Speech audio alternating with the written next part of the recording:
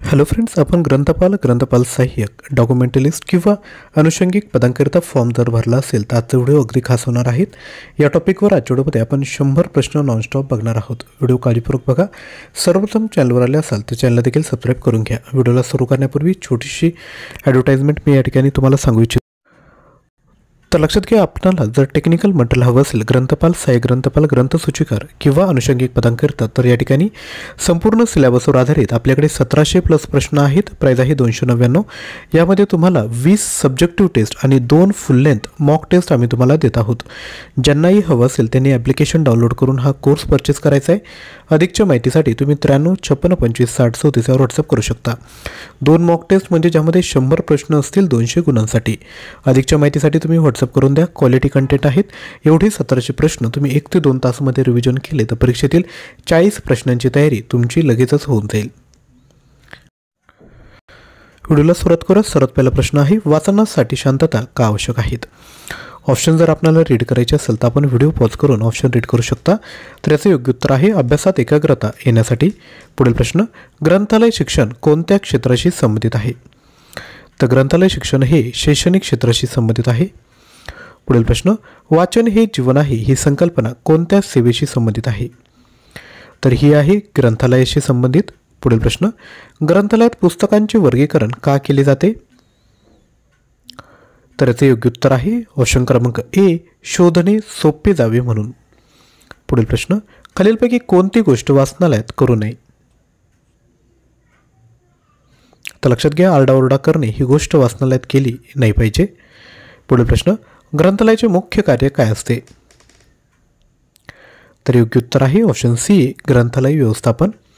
पुढील प्रश्न, ग्रंथालयातील पुस्तकांचे रजिस्टर काय सांगते?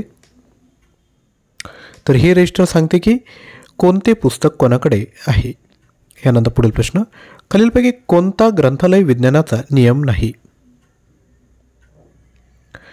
तर योग्य उत्तर आहे ऑप्शन सी, पुस्तके स्वच्छ ठेवा हा काही नियम नाही।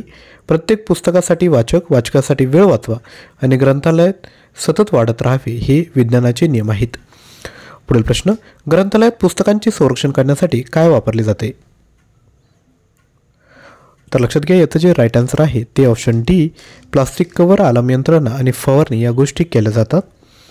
पुढील प्रश्न, ग्रंथालयातील शांतता राखण्यासाठी काय आवश्यक आहे? तर यासाठी आवश्यक आहे ऑप्शन डी, सखोल वाचन, संकेत नियमांचे पालन आणि वाचकांवर लक्ष ठेवणे म्हणजेच ऑप्शन डी। पुढील प्रश्न बघतो आहोत, ग्रंथालयाचे मुख्य कार्य कोणते? तर योग्य उत्तर आहे वरील सर्व म्हणजे पुस्तक खरेदी, ग्रंथालय व्यवस्थापन आणि वाचक सेवा हे ग्रंथालयाचे मुख्य कार्य आहेत। पुढील प्रश्न, ग्रंथालयात वापरले जाणारे कार्ड कोणत्या प्रणालीचा भाग असतो?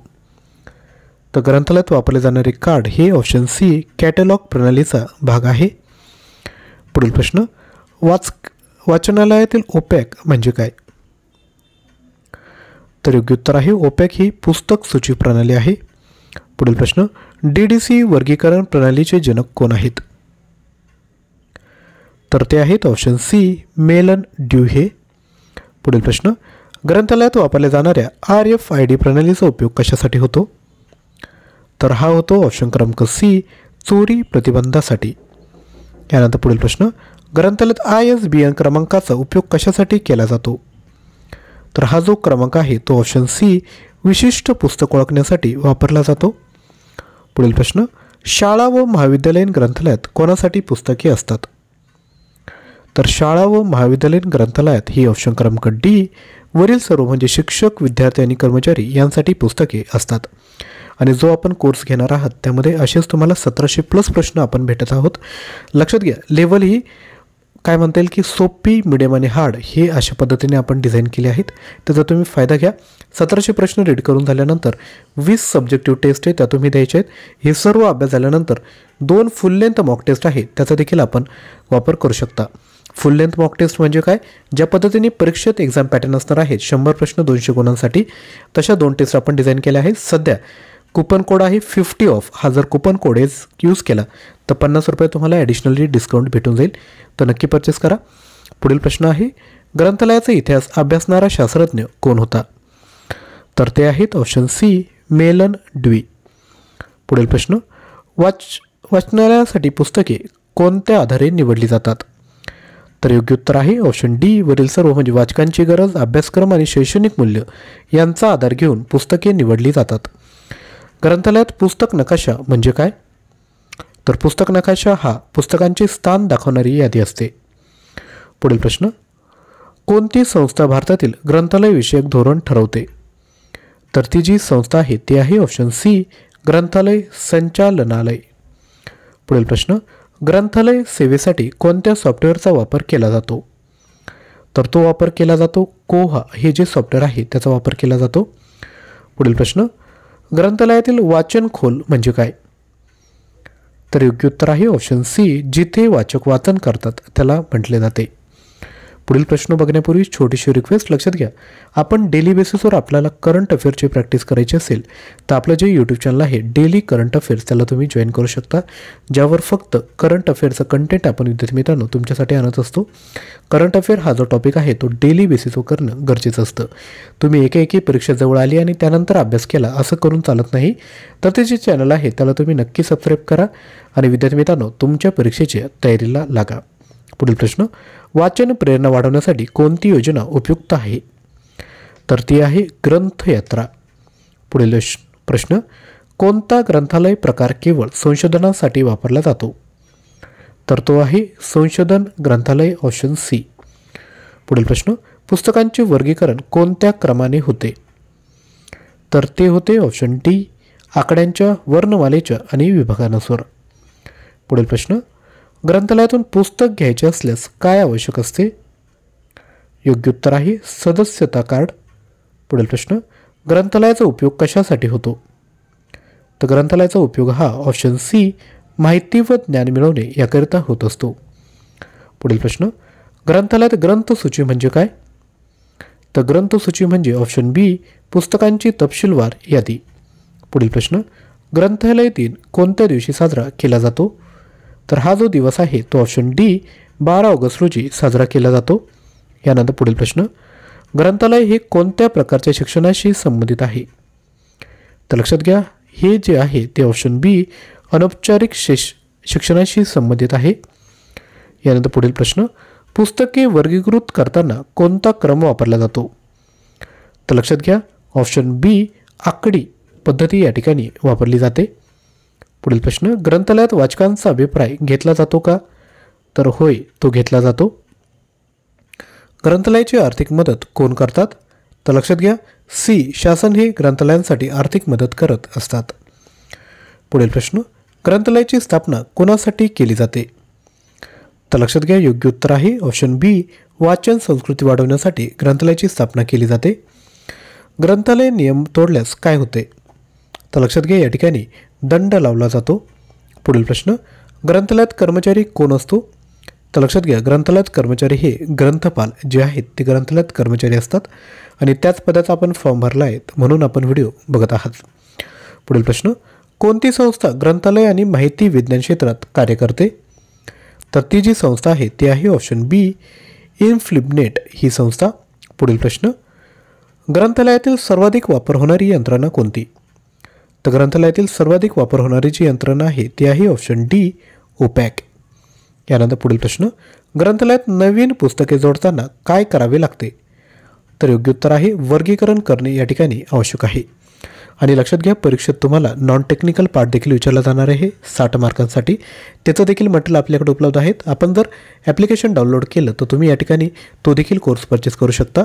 ॲप्लिकेशन डाउनलोड करण्याची लिंक डिस्क्रिप्शन बॉक्समध्ये दिली, त्यावरून आपण कोर्स परचेस करू शकता. सध्या डिस्काउंट चालू आहे, त्याचा देखील आपण फायदा घेऊन टाका.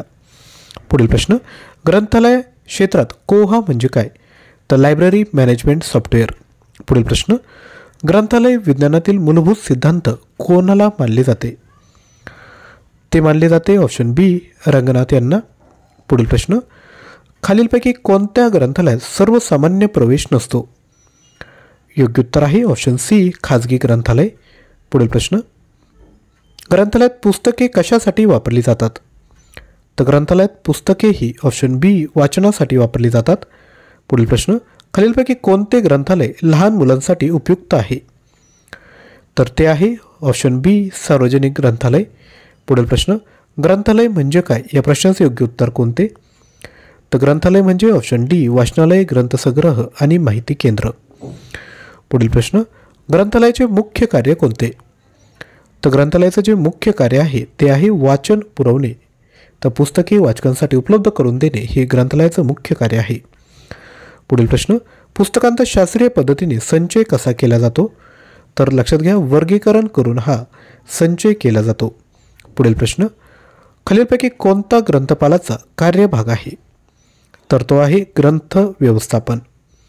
पुढील प्रश्न, ग्रंथालय हा शब्द कोणत्या भाषेतून आला आहे? तर हा जो शब्द आहे तो ऑप्शन सी लॅटिन भाषेतून आला आहे.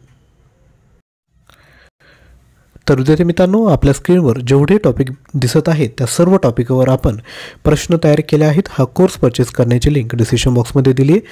तसेच नॉन टेक्निकल जो पार्ट आहे परीक्षेत तुम्हाला 60 प्रश्न विचारले जाणार आहेत, ज्यामध्ये मराठी, इंग्लिश, सामान्य बुद्धिमत्ता यांचा समावेश आहेत. या नॉन टेक्निकलमध्ये तुम्हाला 19,000 प्लस प्रश्न, 300 plus online test, 5 full length test तुम्हाला भेटतील. याकरता ॲप्लिकेशन डाउनलोड करावे लागेल, लिंक डिस्क्रिप्शन बॉक्समध्ये दिली. आणि लक्षात घ्या, DMRचा सिलेबस सोडून तुम्हाला माहिती अधिकार आणि महाराष्ट्र म्युनिसिपल ॲक्ट हे प्रश्न तुम्हाला मी ॲडिशनल दिले आहेत, ज्या अपकमिंग एक्झाम आहेत ठाणे, कल्याण, डोंबिवली. याकरता तुम्ही याचा विद्यार्थी मित्रांनो फायदा करू शकता. त्यामुळे हा जो कोर्स आहे तो तुम्ही परचेस करा. बाकी एक्झामसाठी देखील हा यूज करू शकता. यामध्ये तुम्हाला सामान्य ज्ञान, चालू घडामोडी, अपडेटेड चालू घडामोडी तुम्हाला भेटेल. त्यानंतर सराव प्रश्नपत्रिका, full length test, TCS IBPS परीक्षेत विचारलेले प्रश्न, संगणक प्रश्न, पर्यावरण समस्या, वारसा स्थळे, पर्यटन, ऊर्जा संवर्धन, मराठी व्याकरण प्रश्न आणि नोट्स, इंग्लिश ग्रामर, ॲप्टिट्यूड हे सर्व तुम्हाला देत आहेत. तर नक्की परचेस करा. आजचा व्हिडिओ आवडला असेल तर नक्की लाईक करा, शेअर करा आणि चॅनलवर नवीन असाल तर चॅनलला सबस्क्राईब करा. आणि जे नवीन आपलं जे यूट्यूब चॅनल आहे डेली करंट अफेअर्स त्याला देखील जॉईन करू शकता. लिंक डिस्क्रिप्शन बॉक्समध्ये दिली आहे. थँक्यू.